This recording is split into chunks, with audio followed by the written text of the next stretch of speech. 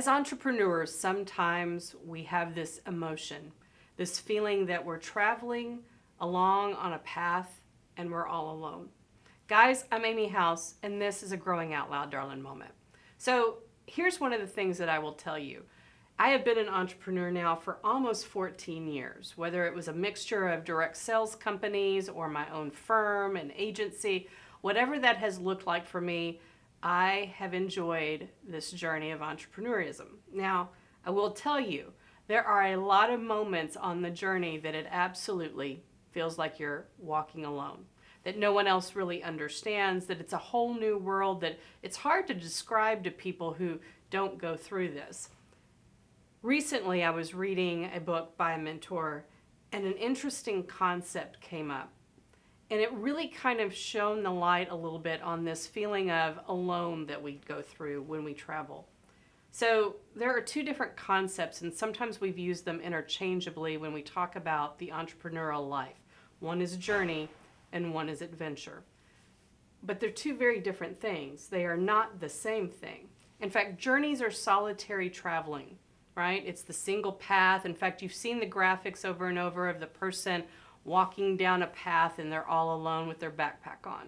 That's very much what the entrepreneurial journey sometimes feels like. But it can also feel like an adventure.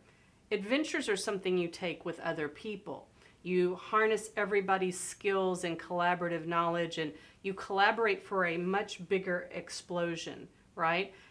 And really what entrepreneurs do is they do both. They travel some parts of their personal growth and their journey in business alone, just because that's where a lot of personal growth happens. But as they leverage and harness and collaborate with others, they have the potential to really have some major adventures and some bigger business opportunities.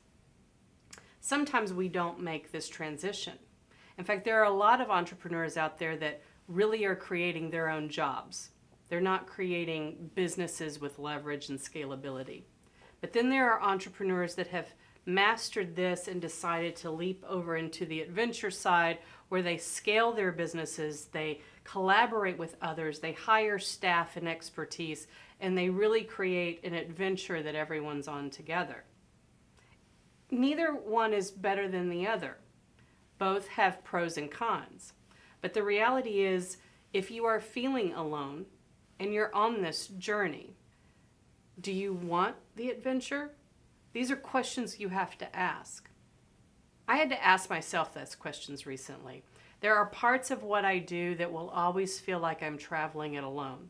But there are things that I'm doing, hiring new staff, adding to the team, collaborating with those that are already on my team, even other businesses that are wanting to partner with us for different projects. It's an adventure. And I had to decide I wanted that, because this has its own challenges too. So whether you're feeling alone on your journey or you're beginning the shift into the adventure, just know it's all worth it.